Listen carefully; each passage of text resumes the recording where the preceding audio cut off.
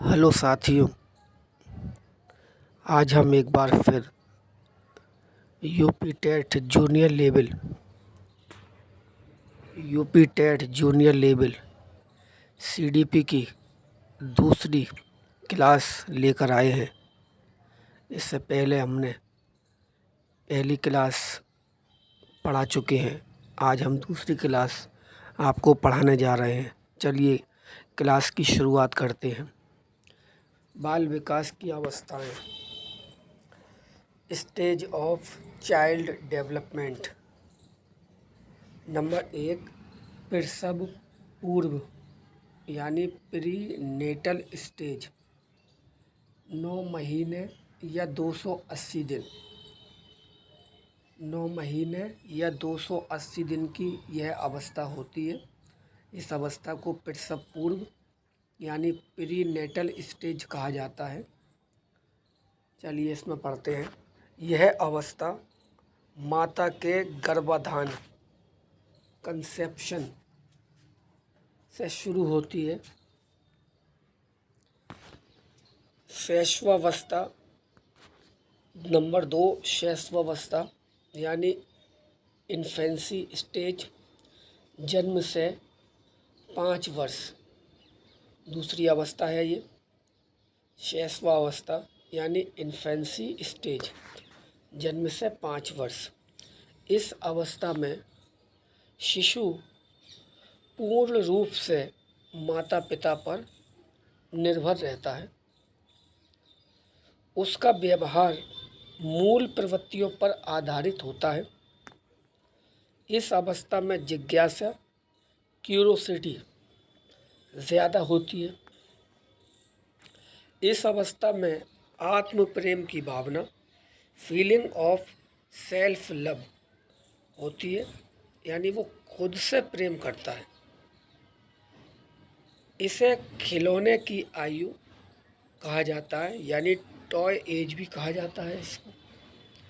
इसमें बच्चा इमिटेशन के द्वारा सीखता है, यानी बच्चा अनुकरण करके सीखता है, अनुकरण करके, उसकी नकल करके। ठीक है। इसे अतार्किक चिंतन की अवस्था भी कहा जाता है। चलिए तीसरे नंबर की अवस्था है बाल्यावस्था, चाइल्डहुड स्टेज।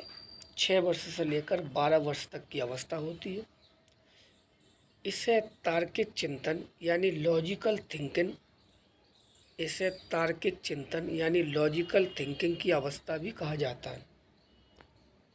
इसमें बच्चा तर्क लगाना शुरू कर देता है। इसे आरंभिक स्कूल की एज भी कहा जाता है। यहीं से बच्चे की स्कूलिंग शुरू होती है।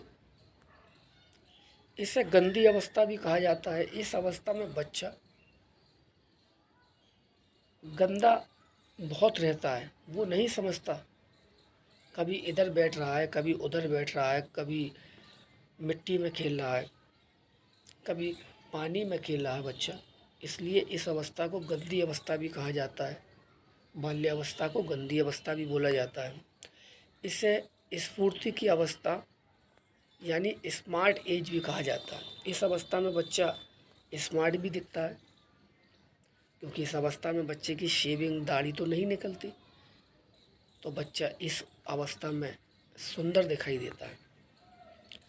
इस अवस्था में संग्रहण यानी स्टोरेज की प्रवृत्ति विकसित होने लगती है। बच्चा इकट्ठा करता है, संग्रह करता है। इसे टोली समूह यानी गैंग की अवस्था भी कहा जाता है। टोली में रहता है, समूह बनाता है, गैंग बनाता है, इसी अवस्था को कहा जाता है। इसे जीवन का अनोखा काल भी कहा जाता है। बाल्यावस्था को जीवन का अनोखा काल भी कहा जाता है, यानी यूनिक पीरियड। चलिए आगे चलते हैं। 4 नंबर की अवस्था है किशोरावस्था। यह अवस्था 12 साल से लेकर 18 वर्ष तक की होती है। इसे एडोलसेंस कहते हैं इंग्लिश में। इसे जीवन का सबसे कठिन काल कहा जाता है।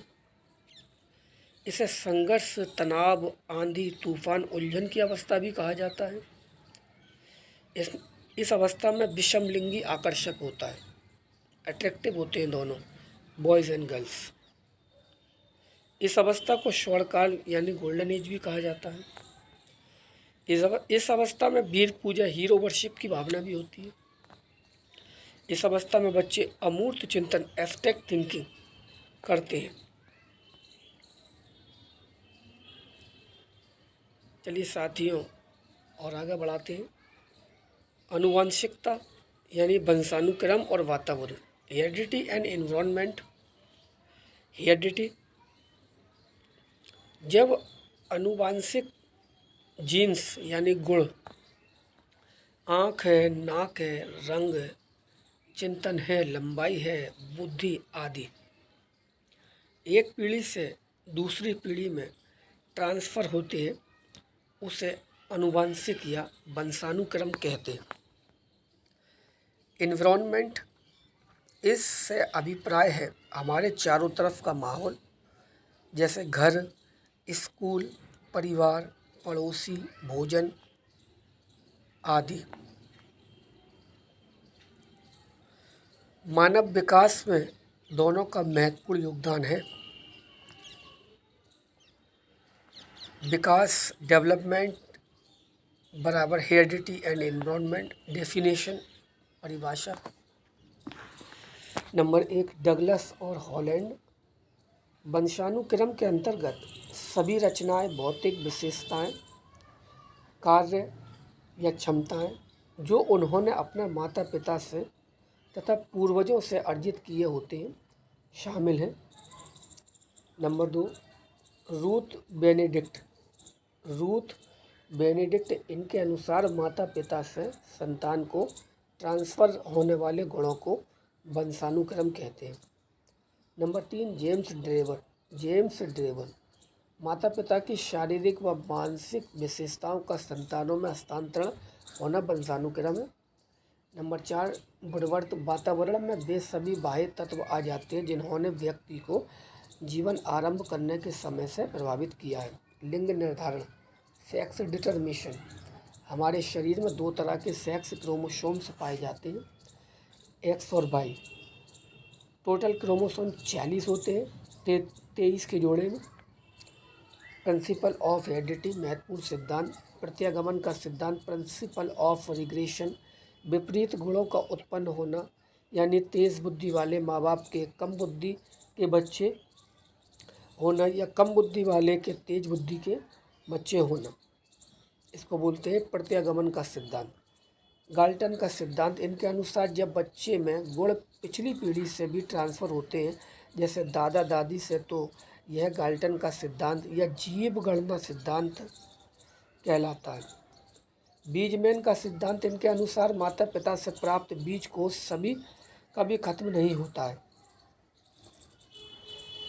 यह एक पीढ़ी से दूसरी पीढ़ी में कंटिन्यूअसली निरंतर चलता रहता है।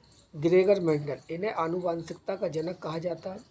इन्होंने मटर के दानों पर प्रयोग करके आनुवांशिकता के नियम निर्धारित किए थे। चलिए साथियों, इसको यहीं समाप्त करते हैं। धन्यवाद।